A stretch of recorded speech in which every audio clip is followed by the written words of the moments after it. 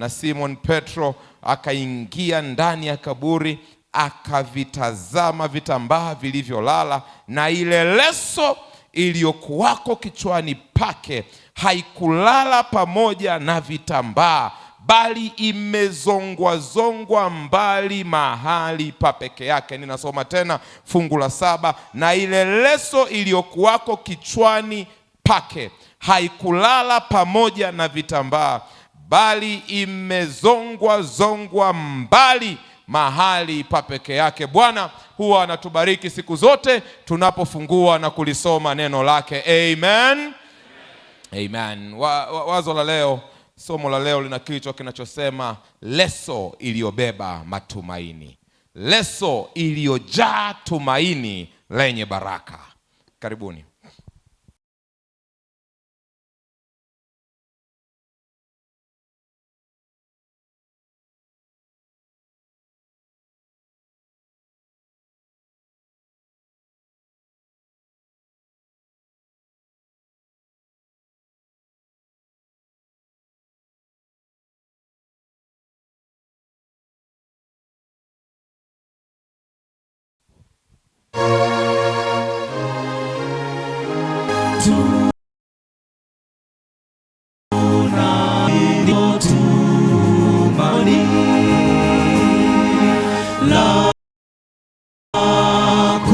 Kurudi kwa Mwokozi,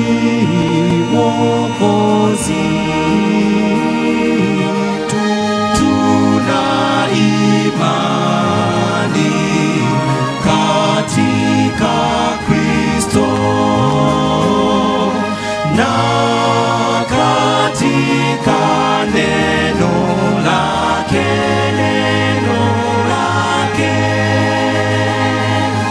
Wakati ukaribu, mataifa yaamke na kuimba kwa shangwe.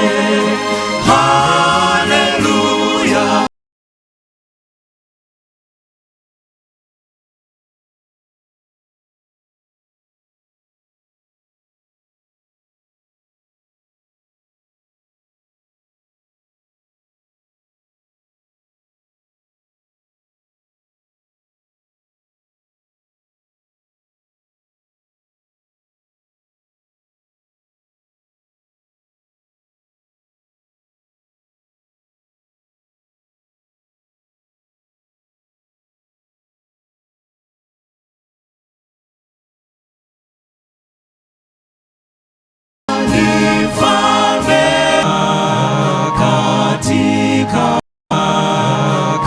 Katika Kristo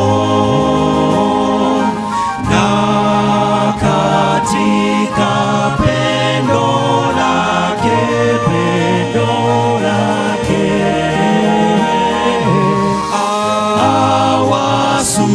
awasubiri walo gizani,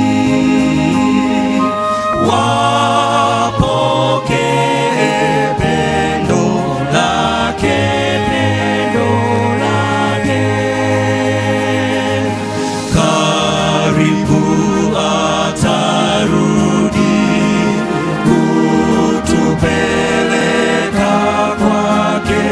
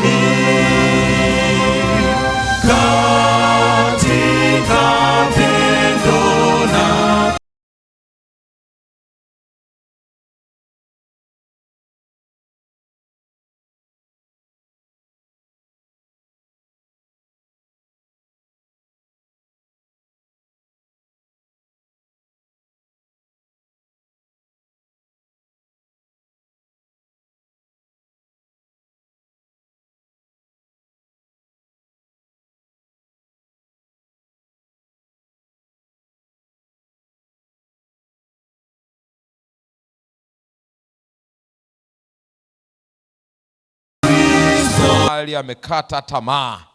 Ninaomba tumaini hili likatoshe kumpatia nguvu mpya, si katika mambo bali mambo ya umilele. Asante kwa kusikia, asante kwa kujibu. Tunapoomba katika jina la Kristo Yesu aliye Bwana na Mwokozi wa maisha yetu, kila anayeamini na aseme amen. Asanteni sana waimbaji. Bwana awabariki sana. Yohana sura ya 20 ni kipindi kigumu, kipindi ambacho tumaini limepotea. Wanafunzi wamemuona kiongozi wao, mwalimu wao, wamemuona yule waliyemfuata kwa zaidi ya miaka 3 akiwa ameuawa na ameangikwa juu ya msalaba. Wengine walidhani ya kwamba angejitetea, wengine walidhani ya kwamba angejipambania, lakini tumaini limepotea. Wamekata tamaa, maana Kristo amepigwa na akakaa kimya, ameteswa na hakusema neno. Na wanapomuona amekata roho, amekufa, wanajifungia kwenye chumba kwa uoga, hofu, mashaka na wasiwasi vimetanda ndani ya moyo wao, maana mwalimu wao, kiongozi wao, Bwana wao amekufa. Alfajiri na mapema siku ya kwanza, Biblia inasema Mariam Magdala, jina lake sio ili Magdalena sio jina la pili. Magdala ni mahali ambapo alikuwa anaishi, alifahamika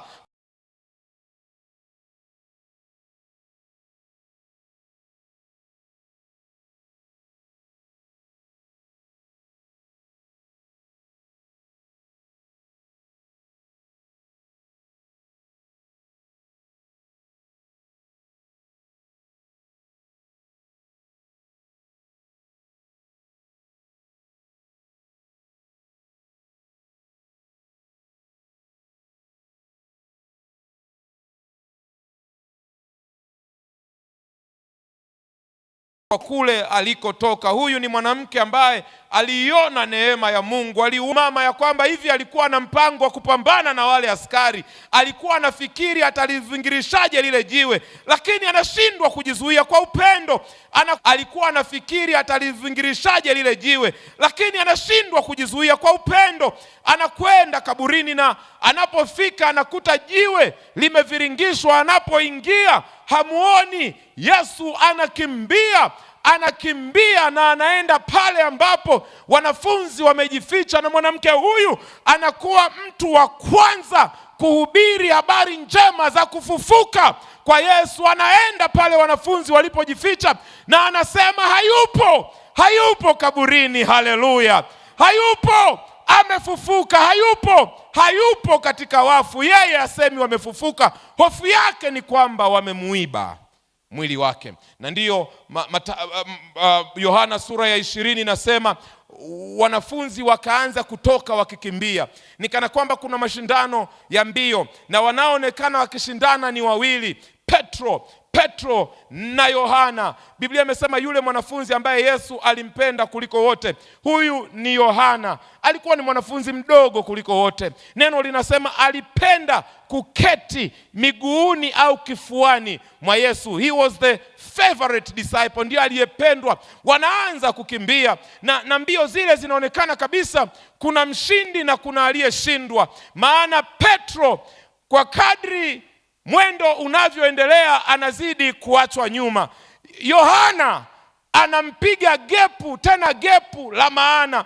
Kuna factors nyingi zinazoweza kumfanya Petro aonekane kwamba anaachwa nyuma. Inaweza ikawa ni factor ya umri.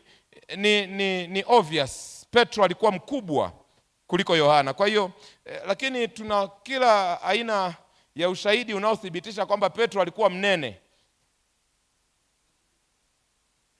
kuliko Yohana. Kwa hiyo kuna vitu vingi, lakini ambalo mwandishi anasema ni kwamba Petro anaanza kuchoka mapema. Pumzi inaanza kukata. Nimewaambia nimekimbizwa na daktari hizi wiki mbili. Kuna mahali tunakimbia kupanda mlima. Yaani anatukimbiza kupanda mlima. Unafika mahali unasikia pumzi inakata. Unaanza kusikia harufu ya damu kifuani. Mama, walikuwa wanaua mtoto wako. Unaanza kusikia harufu ya damu kifuani, halafu daktari anakuambia pastor, usijali, yani hapo bado hauko kabisa karibu na kufa. Lakini Petro anapoachwa nyuma, ninachompendea Petro ni kwamba japo amebaki nyuma, hakati tamaa, anazidi kukaza mwendo. Ingekuwa wewe ungesema basi acha Yohana afike aone aje aniambie.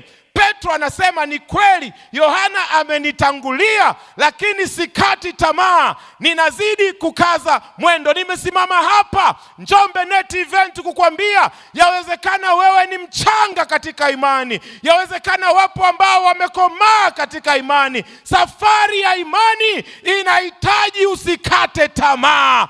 Kaza mwendo, kaza mwendo. Kwa imani tutafika salama. Ni kweli Petro yuko nyuma, lakini hakai chini. Ni kweli Petro yuko nyuma, lakini hakati tamaa, anaendelea pole pole. Unajua kuna wengine wamefika mahali wanaweza wakafunga tatu kavu. Wewe ukifunga ikafika saa 5 asubuhi, unaona dunia ni kama inapinduka. Usikate tamaa, kaza mwendo.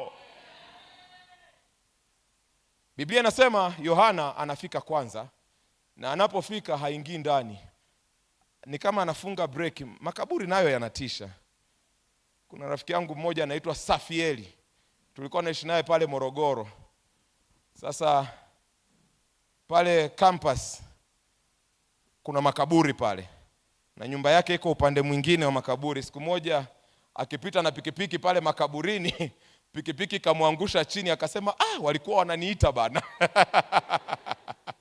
Na akabadilisha njia. Yani giza likianza kuingia hivi, Safi alikuwa apiti pale makaburini, anazunguka, yuko radhi, maana makaburi. Sasa Yohana anafika kaburini, lakini haingii ndani. Biblia inasema ni kama anasimama, halafu anachungulia. Akichungulia kwa ndani, anaiona sanda aliyokuwa amefungwa Yesu.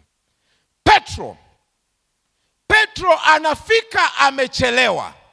Lakini anapofika kwenye mlango wa kaburi, Petro hasimami kwenye mlango. Haleluya!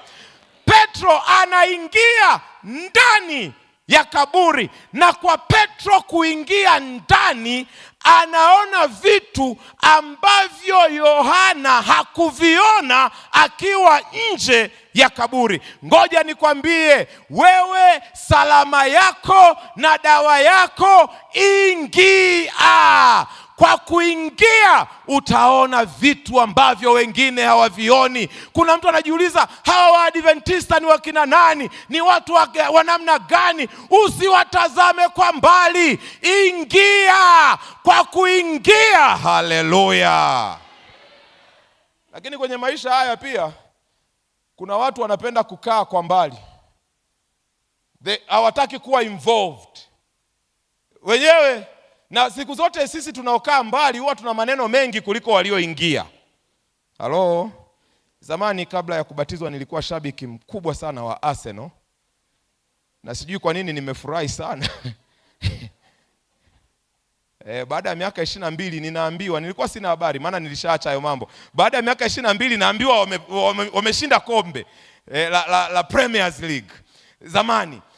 Na nilikuwa shabiki mkubwa kiasi kwamba nilikuwa ninakata tiketi kwenda kuangalia mechi za Arsenal uwanjani kabisa. Na mashabiki, sifa yetu, wale ambao wako ndani pale, tunawakosoa. Yani unaona kabisa hapa, ingelikuwa mimi, ningefanya hivi, ningefanya vile, ningeingiza pale, ningempiga chenga. Wewe ni rahisi kukosoa ukiwa nje. Kama unataka, ingia. Kwenye kazi ya Mungu, ingia. Kwenye utume, ingia. Kwenye kuimba kwaya, ingia. Acha kusema kwaya haijaimba vizuri, na wewe ingia. Basi niache hapo. Sasa wanapoingia, anaiona ile sanda ambayo Yohana aliiona, lakini pembeni anaiona leso imekunjwa na imewekwa mahali pa peke yake. Nikisoma Biblia nikajiuliza, nini cha muhimu kuhusu hii leso? Maana fungu zima la 7 la Yohana sura ya 20 mwandishi ameitenga kuongelea leso. Kuna nini cha muhimu? Yaani mambo ya kuandika yalikuwa yameisha mpaka aongee habari ya leso. Nilipoingia kwa undani zaidi, nikasoma mila na desturi za Wayahudi. Desturi za Wayahudi wanaoperate kwenye kitu kinachoitwa social status. Yaani kuna watumwa, kuna mabwana na watumwa. Hata leo ndivyo wanavyofanya mambo yao. Wayahudi wanakukadiria kabla hajakuhudumia, anataka ajue wewe ni bwana au wewe ni mtumwa. Na inasema sasa, mtumwa haruhusiwi kumsumbua bwana wake, hasa akiwa anakula. Maana yake ni nini? Kazi ya mtumwa, anatakiwa aandae meza kabla bwana hajaja. Bwana akifika na akakaa mezani, mtumwa hapaswi kukaa karibu na meza. Mtumwa anaenda kujificha kwenye kona na anakaa mbali, anachungulia kumuona bwana wake anavyokula. Na anapochungulia, kuna namna ambayo wanawasiliana, na walitumia kitambaa, walitumia leso kuwasiliana. Sasa kwa mfano bwana anakula, mtumwa amejificha. Bwana ameshiba, hataki tena kuendelea kula, amemaliza shughuli yake mezani. Yule bwana baada ya kula atachukua kitambaa, atajifuta mikono, atajifuta mdomo, atakikunja bila utaratibu na kukirusha mezani. Kwa mtumwa aliye mbali, akiona kitendo kile ni wasiliano, ni wasilisho, ni ujumbe ya kwamba bwana wangu amemaliza kula, hana mpango wa kurudi tena mezani. Hivyo basi, akiondoka, ninaweza nikaondoa vyakula, ninaweza nikaondoa vyombo, maana harudi tena mezani. Lakini bwana akiwa anakula, na katikati ya chakula akachukua leso akaikunja vizuri, akajifuta nayo ikiwa imekunjwa, akafuta nayo mdomo ikiwa imekunjwa, na baada ya hapo akaipanga leso vizuri na kuiweka kwenye kona ya meza huko juu. Hizi ni desturi zao Wayahudi hata leo ukienda Israeli. Akiweka leso kwenye kona ya meza pale juu, kwa mtumwa aliye mbali, kwa kumwona bwana anakunja kitambaa vizuri na hajaitupa, ameiweka kwenye kona ya meza, ilikuwa ni mawasiliano kutoka kwa bwana kwenda kwa mtumwa ya kwamba sijamaliza shughuli yangu mezani. Hata ukiniona ninaondoka, usiisumbue meza, kwa sababu kazi yangu mezani haijaisha. Nitakuja tena niimalize kazi yangu mezani. Hamjaelewa? Fungu la 7 linasema Petro anapoingia kaburini, anaiona sanda, lakini anaiona leso imekunjwa na imewekwa mahali pa peke yake. Ule ni ujumbe. Petro ni Myahudi. Ule ni ujumbe unaomwambia Petro, ni kweli simo kaburini sasa, ni kweli haujanikuta kaburini sasa, lakini kazi yangu haijaisha, nitakuja tena. Na ndio Yohana 14:1-3 anasema, usifadhaike mioyoni mwenu, mnamwamini Mungu, niaminini na mimi, maana ni nyumbani kwa Baba yangu kuna makao mengi, naenda kuwaandalia mahali. Nikisha waandalia mahali, nitakuja tena. Petro, leso imebeba tumaini lenye baraka linalosema ya kwamba Yesu Kristo hajamaliza kazi kazi yake duniani. Yesu Kristo hajamaliza kushughulika na makaburi. Siku yaja, nayo ii karibu, huyu Bwana atakuja tena. Atakuja. Wewe uliyechoka, wewe uliyekata tamaa, wewe mwenye machozi kwa kufiwa na mpendwa wako, bado lipo tumaini lenye baraka. Leso imekunjwa, imewekwa mahali pa peke yake, na ni ujumbe kutoka kwa Yesu akisema bado shughuli haijaisha, anakuja tena. Kuja kwa Yesu imekuwa ni topic ambayo imewachanganya wengi. Watu wanajiuliza atakuja kwa namna gani?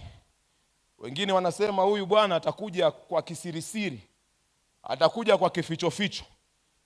Mnaweza mkawa wawili tu, mmeanza net event vizuri, wewe na Bihene, unaamka asubuhi Bihene ametwaliwa, wewe umeachwa. Na wanafungu la Biblia la kuwasupport. Mnaweza mkawa mmekaa kwenye basi, mnakuja net event Njombe, mnashangaa dereva ametwaliwa, nyie mnaenda maporini. Maana ndio wamekuja namna hiyo. Na wapo wanaoamini hivyo. Unacheka, lakini wapo wanaoamini hivyo. Na wameshikilia fungu la Mathayo sura ya 24, fungu la 41 anasema, wakati ule watu wawili watakuwako kondeni, mmoja atatwaliwa, mmoja ataachwa. Wanawake wawili watakuwa wakisaga, mmoja atatwaliwa, mmoja ataachwa. Wanakuambia, mchungaji, si unaona? Hivi ndivyo Yesu anavyokuja. Yaani mnaweza tu mkawa wawili mmekaa hapo, unashangaa mmoja mwenzako unazuba, vipi ndio ametwaliwa. Yesu ameshakuja kisirisiri, amemnyakua, amempeleka. Wapendwa, Biblia iko wazi ya kwamba kuja kwa Yesu hakutakuwa kwa namna hii. Fungu hili linachoongelea ni kwamba tuishi maisha ya kujiweka tayari, ili zamu yako hapa duniani inapofika mwisho, au Yesu anapokuja mara ya pili, wewe usiwe wa kuachwa. Maana fungu hili limeandikwa katika muktadha wa zama za Nuhu. Fungu la kabla nasema kama ilivyokuwa kipindi cha Nuhu, ndivyo itakavyokuwa kuja kwa mwana wa Adamu. Kipindi cha Nuhu wapo waliookolewa safinani na wapo walioangamia. Baadaye akasema kama ilivyokuwa zama za Lutu pale Sodoma, wapo waliotoka Sodoma salama na wapo walioangamia Sodoma. Kwa hiyo fungu linaposema mmoja atatwaliwa, mmoja ataachwa, fungu linachosema ni kwamba Yesu atakapokuja kutakuwa na kundi la watakaoenda mbinguni na kutakuwa na kundi la watakaoachwa. Kama umenielewa sema amina. Ni kweli Biblia inasema Yesu atakuja kama mwivi. Na yako mafungu mengi, sio moja, yako mengi. Wathesalonike wa kwanza 5 fungu la 2 mpaka la 4, maana ninyi wenyewe mnajua yakini ya kuwa siku ya Bwana yaja kama vile mwivi ajavyo usiku. Ni kweli Biblia inasema Yesu atakuja kama mwivi. Petro wa pili sura ya 3 fungu la 10, lakini siku ya Bwana itakuwa kama mwivi.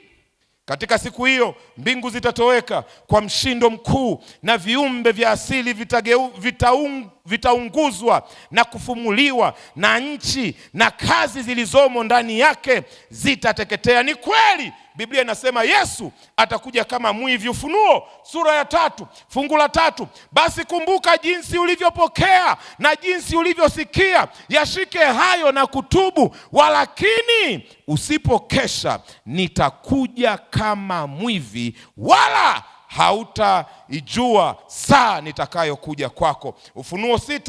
Ufunuo sura ya 16 fungu la 15, Biblia iko wazi ya kwamba Yesu atakuja kama mwivi. Tazama, naja kama mwivi, heri akeshaye na kuyatunza mavazi yake, asiende uchi hata watu wakaiona aibu yake. Biblia ina maana gani inaposema Yesu atakuja kama mwivi? Inamaanisha atakuja kwa kunyata? Inamaanisha atakuja kwa kujificha ficha kama mwizi anavyokuja usiku? Wapendwa, Biblia inachotaka kuelewa ni kwamba Yesu anaposema atakuja kama mwivi, haimaanishi ya kwamba atakuja kwa siri, wala haimaanishi kwamba atakuja kwa kujificha kunyakua watu akiwapeleka mbinguni. Anachoongelea hapa ni kuishi maisha ya utayari kila saa, kila dakika na kila sekunde. Kama ambavyo mwizi hakuandikii barua wala hakutumii message kwenye WhatsApp kukuambia kwamba usiku nitakuja kukuibia, ndivyo Kristo atakavyokuja. Atakuja katika muda wala saa usiyomtarajia. Hivyo basi ni muhimu kuishi maisha ya kuwa tayari. Mgeukie jirani yako, mtazame usoni, muulize jirani, o jirani, uko tayari au bado? Anaposema pia nitakuja kama mwivi, maana yake ni kwamba kila mtu hapa maisha yake hapa duniani yatakoma kwa muda tofauti kama Yesu atachelewa kuja. Biblia inafundisha wapo wale ambao Yesu atawakuta wako hai, wapo ambao watalala usingizi wa mauti. Na rafiki yangu mmoja, ni rafiki yangu, ni daktari, ni mchungaji, yeye anasema wale ambao watakutwa wako hai, yeye ni mmoja wao. Kama nyie mna karama ya kufa endeleeni, lakini yeye, ili mradi kuna ahadi ya watu kukutwa hai, yeye hiyo ahadi inamuhusu. Lakini iko hivi, Yesu akichelewa kuja, wapo ambao tutalala usingizi wa mauti. Na siku atakapokuja, yani unapolala usingizi wa mauti, huo ndio mwisho wako katika mambo ya wokovu. Maana baada ya kifo anapokuja ni makundi mawili tu. Wapo watakaofufuka, ufufuo wa uzima wa milele, ufufuo wa kwanza, na wapo watakaofufuka, ufufuo wa pili, ufufuo wa kuharibiwa milele. Kama leo ndio mwisho wa maisha yako, uko tayari? Umeaweka maisha yako mikononi mwa Mungu kiasi kwamba hata kama leo ndio mwisho na baada ya kulala ni hukumu, uko tayari? Biblia iko wazi kwamba kuja kwa Yesu hakutakuwa kwa siri, japo ukweli ni kwamba hakuna anayejua saa. Mathayo 24:42-44, kesheni basi, kwa maana hamjui siku ni ipi atakayokuja Bwana wenu. Lakini fahamuni neno hili, kama mwenye nyumba angelijua ile zamu mwivi atakayokuja, angelikesha wala asingeliacha nyumba yake kuvunjwa. Kwa sababu hiyo ninyi nanyi jiwekeni tayari, kwa kuwa katika saa msiyodhani mwana wa Adamu yuaja. Wapendwa, huu sio muda wa kulala usingizi. Huu sio muda wa kukumbatia dhambi. Huu sio muda wa kuendelea michezo ya dunia hii inayotupeleka kwenye uangamivu. Huu ni muda wa kukesha. Huu ni muda wa kuomba. Huu ni muda wa toba. Huu ni muda wa sala. Huu ni muda wa kuyatafuta mapenzi ya Mungu kama yalivyoandikwa katika neno lake, ili anapokuja akukute wewe na anikute mimi tukiwa tayari. Ni muhimu sana kutambua kwamba Biblia inapoongelea Yesu atakuja kama mwivi, sio kwamba atakuja akijificha kwa watu fulani. Hapana, anapoongelea atakuja kama mwivi, anachosema ni kwamba atakuja katika siku wala saa ambayo haujui. Mwandishi wa wimbo akasema, sijui atakapokuja, mchana au usiku, labda ni saa za alasiri, mishale ya jua ipenyapo giza. Chorus inasema kukesha tukimwomba yeye, kukesha tukimgoja yeye, na kesha nikimgoja Yesu. Lipo tumaini lenye baraka linalowaka ndani yangu ya kwamba hivi karibuni Yesu atakuja. Mambo muhimu ambayo unapaswa kuyafahamu kuhusu kuja kwa Yesu. Jambo la kwanza, kuja kwa Yesu itakuwa ni halisi, sio kitu cha kufikirika wala sio theory. Na wengine wanasema tumeambiwa atakuja mioyoni mwetu, hiyo inatosha.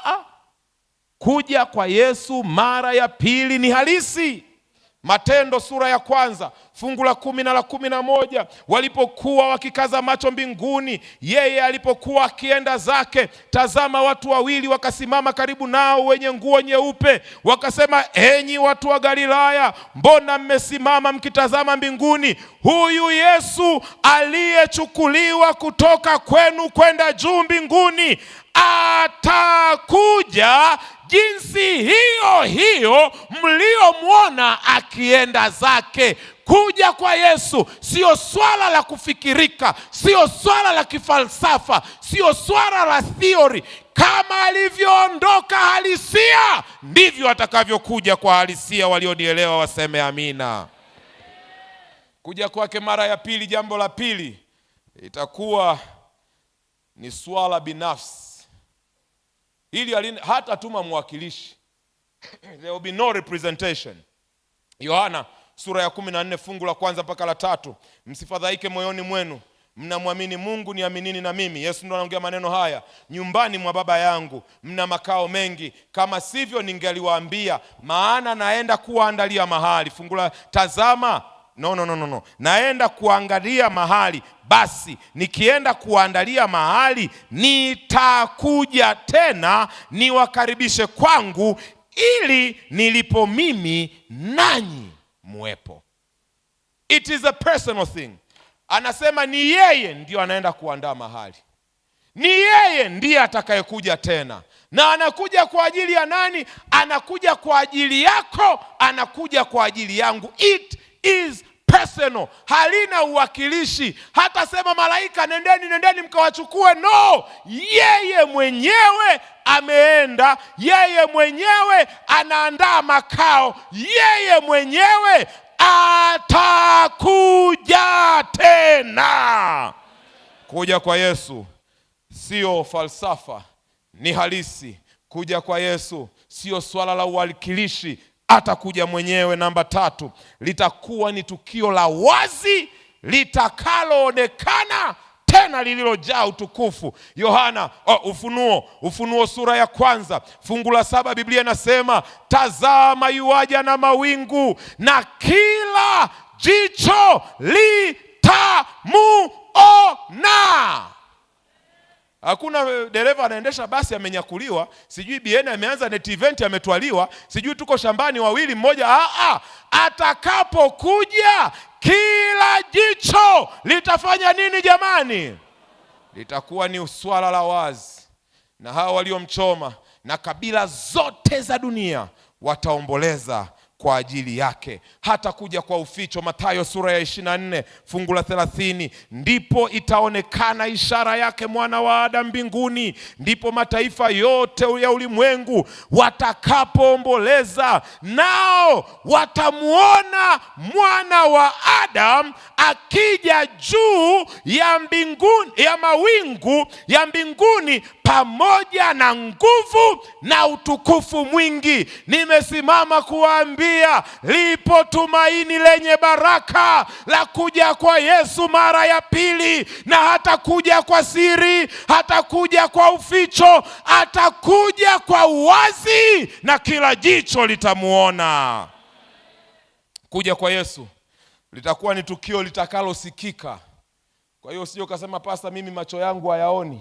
Kama macho hayaoni, sikio lako litasikia kwamba anakuja. Wathesalonike wa kwanza sura ya 4 fungu la 16, kwa sababu Bwana mwenyewe atashuka kutoka mbinguni pamoja na mwaliko. Hili sasa ni majeshi ya malaika, na sauti ya malaika mkuu. Atakapokuja tutamuona akija na tutamsikia akija. Kwa nini usiseme amina? Kwa hiyo usidanganyike kwamba atakuja kisirisiri, ataiba watu, atakuwa na nyofoa, mmoja atatwaliwa, mmoja ataachwa. No, atakapokuja jicho, macho yatamuona. Sio kificho, hata kuja ananyata. Mara ya kwanza alikuja kwa njia ya unyenyekevu ya kuzaliwa kama mtoto mchanga. Anapokuja mara ya pili anakuja kama mfalme wa wafalme. na Bwana wa mabwana. Anakuja na utukufu, atakuja na macho yatamuona na masikio yatasikia. Habari njema ni nini? Tumaini lenye baraka sasa liko hapa. Kama ulikuwa hujaliona tumaini mpaka sasa, kaa sawa. Mwambie jirani yako kaa sawa. Mwambie kaa sawa. Pokea tumaini sasa. Pokea tumaini sasa. Wakorintho wa kwanza sura ya 15 fungu la 51 mpaka 53 namba 5. Litakuwa tukio la kilele cha mambo yote hapa duniani. Wakorintho wa kwanza 15:51 mpaka 53, Biblia inasema, angalieni na waambia ninyi siri, hatutalala sote, lakini sote tutabadilika kwa dakika moja, in a twinkling of an eye, kwa dakika moja, kufumba na kufumbua, wakati parapanda ya mwisho itakapolia. Maana parapanda italia na wafu watafufuliwa, wasiwe na uharibifu, nasi tutabadilika. Maana sharti huu uharibikao uvae kutokuharibika, nao huu wa kufa uvae kutokufa. Atakapokuja nitabadilishwa, utabadilishwa, tutabadilishwa. Dr. Magomere nisamee, atakapokuja utakuwa redundant. Kazi yako haipo tena. Maana mwili wa kufa utavaa kutokufa. Maradhi, magonjwa, shida, madeni. Kuna mama sasa amekaa sawa, ndio ameanza kuliona tumaini. Nimesema madeni akakumbuka. Madeni, watesi, manyanyaso. Atakapokuja atakomesha vyote, na zaidi ya hayo atakupatia mwili mpya. Bwana Yesu asifiwe. Mambo haya yatakapotokea, swali ninalokuuliza jioni ya leo, utakuwa upande gani? Maana zitakuwa pande mbili. Upande wa kwanza unaonekana kwenye Ufunuo sura ya 15 fungu la 3. Wataonekana watu wawimba wimbo wa Musa mtumwa wa Mungu na wimbo wa mwana kondoo, akisema, ni makuu na ya ajabu matendo yako, Bwana Mungu Mwenyezi. Ni za haki na kweli njia zako, mfalme wa mataifa. Wapo watakapomuona anakuja, watashangilia na kuimba. Isaya 25:9 anasema, katika siku hiyo watasema, tazama, huyu ndiye Mungu wetu, ndiye tuliyemngoja atusaidie. Huyu ndiye Bwana tuliyemngoja, na tushangilie na kuufurahia wokovu wake. Hilo ni kundi la kwanza, wale watakao shangilia. Utashangilia au utalia? Una uhakika? Kundi la kwanza watafurahi, waseme, huyu ndiye Bwana tuliyemngojea, huyu ndio tuliyemsubiria. Shetani na mambo yako leo mumefika mwisho, maana amekuja kutuchukua tulio wake. Upande wa pili utasikika, na huu unaonekana katika Ufunuo sura ya 6 fungu la 14 mpaka 16. Mbingu zitaondolewa kama ukurasa ulivyokunjwa, na kila mlima na kisiwa kikahamishwa kutoka mahali pake, na wafalme wa dunia na wakuu na majemedari na matajiri. Hapa hamna tena social status, hamna mkubwa, hamna bwana, hamna bosi. Kila mtu, wafalme wa dunia, wakuu, majemedari na matajiri na wenye nguvu, na kila mtumwa na muungwana, wakajificha katika pango na chini ya miamba ya milima, wakiimbia milima, wakiambia milima na miamba, tuangukieni, tusitirini mbele za uso wake yeye aketie juu ya kiti cha enzi na hasira ya mwana kondoo. Wengine wakiimba na kushangilia, wengine watakimbia na kujificha kwenye milima, wakiomba milima iwaangukie. Wewe utakuwa upande gani? Kwa neema ya Mungu, ninatamani uwe kati ya wale watakaoimba wimbo wa Musa na mwana kondoo. Ninatamani uwe kati ya wale walioishinda dhambi na mauti. Ninatamani uwe kati ya wale watakaobadilishwa. Ninatamani uwe kati ya wale watakaopaa mawinguni. Natamani kuwa upande wa ushindi. Natamani kuwa upande wa Bwana. Natamani kuwa kati ya wale watakaoimba wimbo wa ushindi. Na wewe hiyo nafasi bado unayo. Mlango haujafungwa kwako. Bado nafasi ya kuingia kwenye kundi la washindi ipo. Haika atakuja hapa. Atakapokuwa akiimba, inamisha uso wako, ongea na Mungu wako. Tubu dhambi zako. Mwambie Mungu, nisamehe, nihurumie, nitakase. Ninatamani kuwa kwenye upande wa washindi. Lakini natamani muda huu pia utumie kutafakari maisha yako. Yawezekana umetanga mbali na Mungu. Yawezekana hauna mahusiano na Mungu.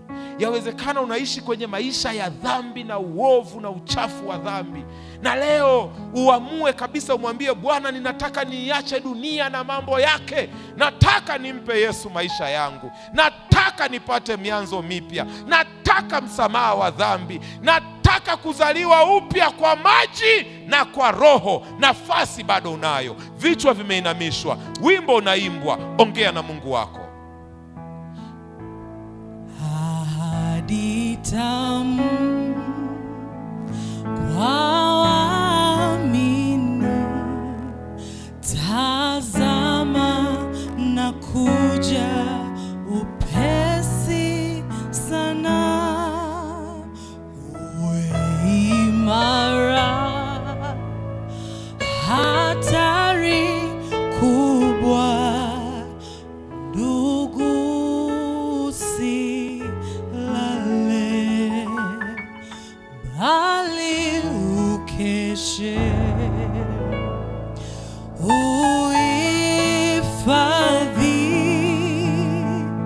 uhifadhi imani yako. Dunia mpya itatolewa, njoo ingia, furaha yangu, taji inangoja. Uwe imara, tutakesha na kutoa sala, atakuja kama mwivi kwa wengi, ya kwamba yu karibu twajua, ila hatujui ni siku gani. Uhifadhi imani yako, dunia mpya itatolewa, njoo ingia, furaha yangu, taji zinangoja. Uwe imara. Wale wote wanaosema tunatamani kuwa upande wa ushindi, tunatamani kuimba wimbo wa ushindi, wimbo wa Musa na mwana kondoo. Tunatamani kusema yes, siku imefika na Bwana anakuja kutuchukua. Kama hilo ni tamanio lako, kwa nini usisogee hapa mbele? Kwa nini usisogee hapa mbele? Sogea tu, utasimama hapo. Sogea tu, utasimama hapo. Njoo. Unasema hii dunia na mambo yake nimejua yanapita, nimejua yanafika mwisho. Mimi ninatamani kuwa upande wa washindi. Ninatamani kuwa kati ya wale watakaoshangilia wakiimba na kusifu, maana Bwana amekuja kwa ajili yao. Njoo, simama hapo, simama hapo, simama hapo. Imani yako, dunia mpya. Simama hapo, simama, angalia mbele, angalia huko. Angalia huko. Niangalie mimi. Njoo ingia. Lakini wapo wengine wanaosema mimi niko tayari kumpa Yesu maisha yangu kwa njia ya ubatizo. Nimegundua hii dunia na mambo yake vinafika mwisho. Mimi ninatamani kumpa Yesu maisha yangu. Ninahitaji mianzo mipya, ninahitaji utakaso, ninahitaji kufinyangwa na kuumbwa upya. Kama uko hapo, kwa nini usinyoshe mkono? Unasema huu ubatizo ujao ninatamani kuwa kati ya wale watakaobatizwa. Mungu akubariki. Kwa nini usisogee hapa mbele? Sogea hapa mbele. Njoo. Kuna wengine wamekuwa wakijitoa katikati ya wiki. Njoo, tunataka tukuombee leo. Uko hapa unasema ninahitaji kubatizwa. Bwana akubariki kijana. Ninahitaji kubatizwa.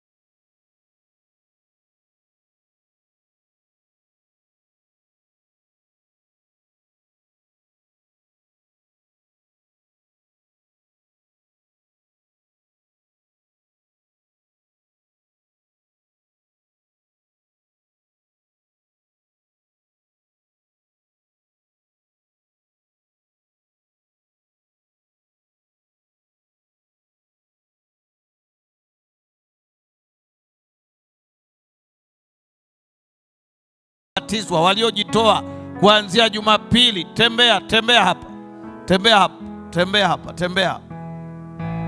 Je, kuna mmoja? Asante sana. Wote wanaobatizwa. Na ukiona mtu anayebatizwa anakuja, pisha njia.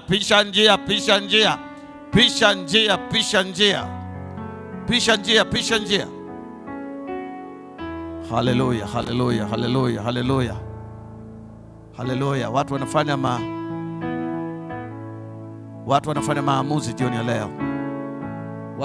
maamuzi jioni ya leo.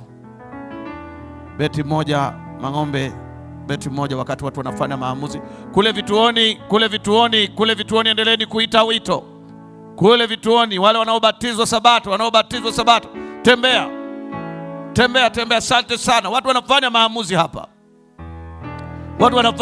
pisha njia. Ukiona kuna mtu anakuja, pisha njia. Haleluya. Watu wanafanya maamuzi.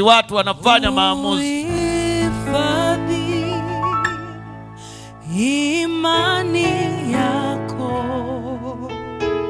dunia. Ninaona kuna mtu anatembea, pisha njia.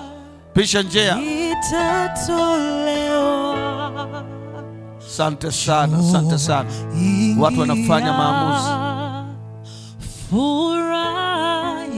Wakati huu ni mwite mchungaji na kiongozi wetu mzee Fidelis Mngwabi, Pastor Fidelis Mngwabi. Karibu tuweke katika mikono ya Bwana.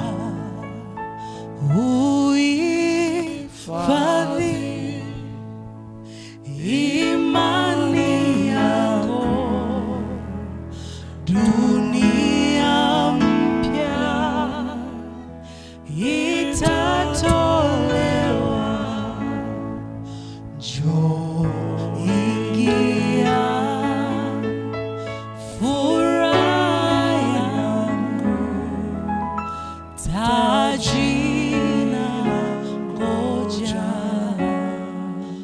uwe imara. Tuombe. Baba yetu na Mungu wetu wa mbinguni, jioni hii tumelisikiliza neno lako likinenwa kwa wazi na mtumishi wako mchungaji Baraka Butoke, neno ambalo limetupatia matumaini makubwa. Hata ijapokuwa tumeishi katika dunia ya kukata tamaa, lakini siku inakuja unapoenda kubadilisha mambo yote. Siku ile ulipotoka katika kaburi, lilisimama tumaini kuu kwa mwanadamu. tunashukuru ya kwamba hata ijapo shetani anaitwa ni mfalme wa dunia hii, lakini ni adui aliyeshindwa. Jioni ya leo tunaleta shukrani za pekee sana.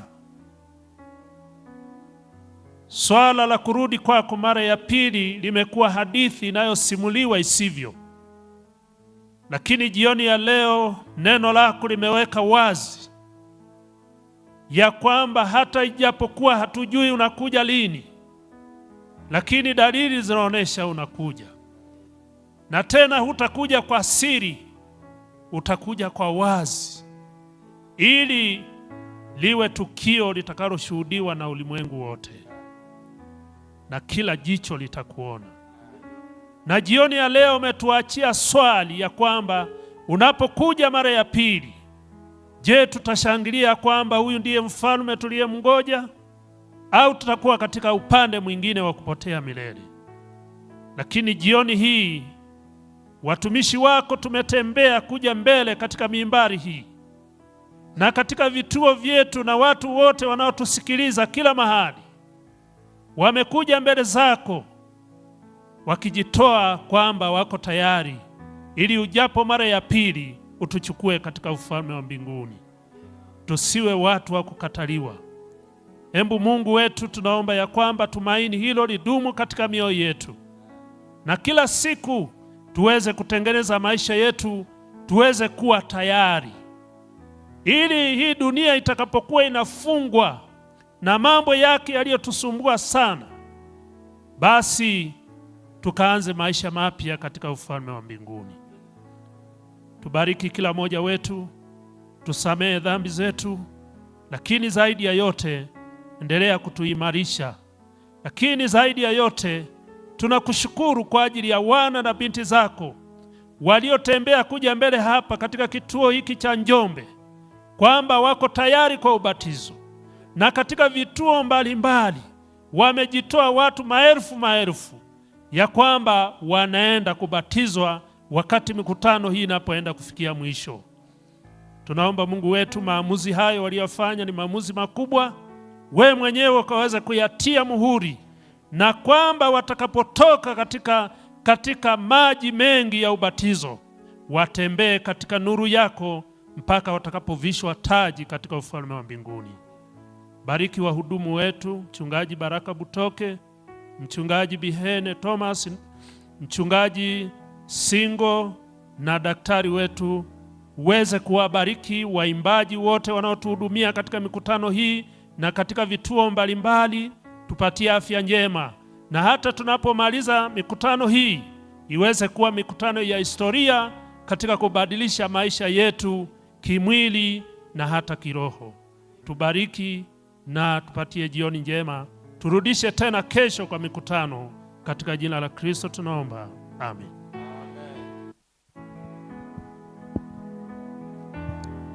Asante. Tunaporudi nyumbani kesho saa 12:30 tutakuwa hapa kwa maombi ya asubuhi. Wale wanaoweza karibuni, na wale ambao wanahitaji ubatizo, mubaki mkutane na mchungaji, mkutane na wachungaji.